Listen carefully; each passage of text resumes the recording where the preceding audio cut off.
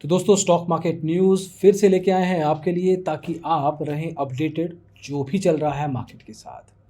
इस न्यूज़ में कवर करेंगे रेवेन्यू नंबर्स कि कौन कौन सी अलग अलग एंटिटीज़ कितने पैसे कमा रही हैं। ये भी देखेंगे कि सीबी की कोई नया फरमान तो नहीं आया, ताकि आप क्लियर रहें कि उस पर आपके ट्रेडिंग के ऊपर इम्पैक्ट तो नहीं पड़ने वाला। तो आइए शुरू करते हैं।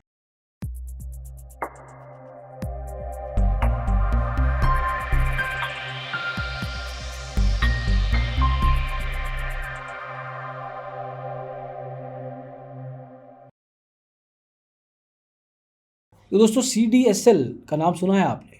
जो आपका डीमैट अकाउंट होता है ना, वो डेपोजिटरीज के पास होता है। अभी डेपोजिटरीज इंडिया में दो हैं, NSDL और CDSL लिस्टेड कंपनीज हैं।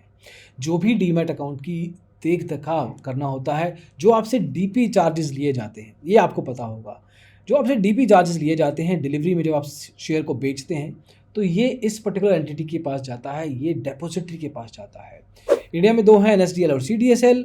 अभी बात करेंगे CDSL की। CDSL ने मार्च 2021 में पूरे साल में कितना पैसा कमाया? नेट सेल है जी 103.09 करोड़। ये हैं 127.7% ईयर ऑन ईयर, मतलब पिछले साल से 125% ज़्यादा पैसा कमाया है इस साल। अभी नेट सेल्स खड़ी हैं 103.09 पे मार्च 2021 में। पिछले साल मार्च 2020 में ये नंबर था 45.27, 45.27। क्वार्टरली नेट प्रॉफिट अगर हम देखें वो है 51.64 करोड़ रुपीस का। अच्छा खासा यहाँ पे नेट मार्जिन है, जो कि 146% बढ़ा है। पिछले साल 20.97 करोड़ रुपीस था मार्च 2020 के क्वार्टर में। इसके अलावा EBITDA होता है वो है 70.76। CDSL का EPS बढ़ गया है 4.95, पिछले साल था 2.01। तो एक तरीके से कोई और पैसा कमाए ना कमाए, लेकिन जो भी एंटिटीज़ मौजूद हैं स्टॉक मार्केट में वो पैसा ज़रूर कमा रही हैं। तो ये है CDSL की खबर। अब बात करते हैं सेबी की। सेबी ने पोर्टफोलियो मैनेजर्स के ऊपर अपना शिकंजा कस दिया है। किस तरीके से? जो भी कोई चेंज आएगा कंट्रोल में, उस केस में पोर्टफोलियो मैनेजर को अब कैपिटल मार्केट्स में अप्रूवल लेना पड़ेगा। अब एक इसका मतलब क्या है? अभी कैपिटल मार्केट्स में अगर आपको पोर्टफोलियो मैनेजर बनना है तो NISM का एग्ज़ाम देना पड़ता है, जो कि 1 साल से कम नहीं होना चाहिए। तो उस केस में पोर्टफोलियो मैनेजमेंट की एक तरह से ये एलिजिबिलिटी क्राइटेरिया है। अब पोर्टफोलियो मैनेजमेंट के कंट्रोल में अगर कोई चेंज आ जाए, आपका पोर्टफोलियो मैनेजमेंट हो रहा है, कोई भी नंबर चेंज हो जाते हैं, कोई भी ब्रोकरेज लेवल का चेंज आ जाता है, किसी भी तरह का रेवेन्यू शेयरिंग लेवल पे चेंज आ जाता है, कुछ भी जो कि डॉक्यूमेंटेड है आपके साथ, अगर वो चेंज हुआ तो वो अब इनको सेबी से अप्रूवल लेना पड़ेगा। ऐसे डायरेक्टली कस्टमर के साथ चेंजेस नहीं कर सकते। तो एक तरीके से बहुत बढ़िया खबर है।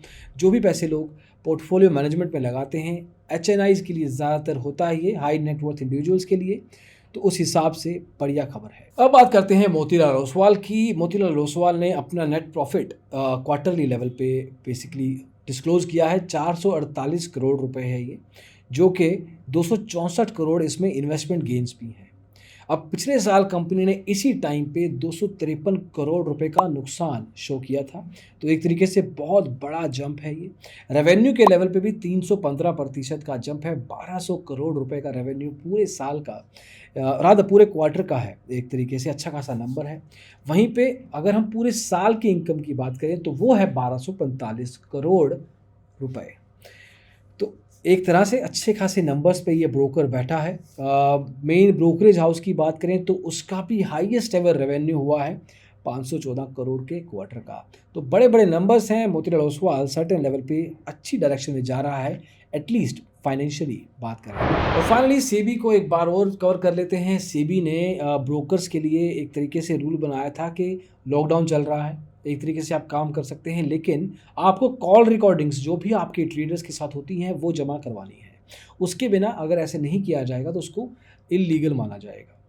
तो उसके लिए क्लियरिंग हाउस मेंबर्स को कंप्लाई करना पड़ेगा रूल्स के साथ, ब्रोकर्स को भी, लेकिन उनकी एक्सटेंशन दे दी गई है। अब जाके ये 30 जून 2021 तक एक्सटेंड कर दिया गया है। तब तक आप अपनी प्रोसेस सेट कर लीजिए और उसके बाद आपको रिकॉर्डिंग्स देनी पड़ेंगी। रिकॉर्डिंग्स देने का मतलब क्या है? जो भी एक ब्रोकर और एक क्लाइंट, मतलब आपके बीच में आपके ब्रोकर के साथ जब भी बात होती है, उसकी रिकॉर्डिंग कॉल लॉग्स वो ब्रोकर सबमिट करता है सेबी को, क्योंकि अभी लोग घर से काम कर रहे हैं तो एक तरीके से प्रोसेस टूटा फूटा है।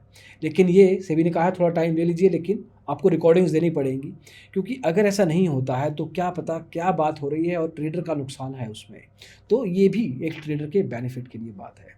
तो दोस्तों ये थी कुछ न्यूज़। अब आप ध्यान से इन न्यूज़ को समझिए, उसको इस्तेमाल कीजिए अपनी ट्रेड्स में। बिल्कुल इन्फॉर्म्ड रहिए जब भी आप डिसीजंस लेते हैं। मार्केट में सब कुछ पता होना चाहिए, मार्केट में क्या चल रहा है। स्टॉक्स वगैरह तो ठीक है, ऑब्वियसली वो चीज़ें भी इंपॉर्टेंट है, लेकिन ये इंडस्ट्री किस तरह से खड़ी है, क्या एंटिटी किस तरह से काम कर रही है, ये जानना ज़रूरी है, ताकि आप श्योर रहें जो भी आप पैसा लगा रहे हैं। अभी के लिए इतना ही, अगले वीडियो में जल्दी मिलेंगे। Thank you so much for watching the video. Bye.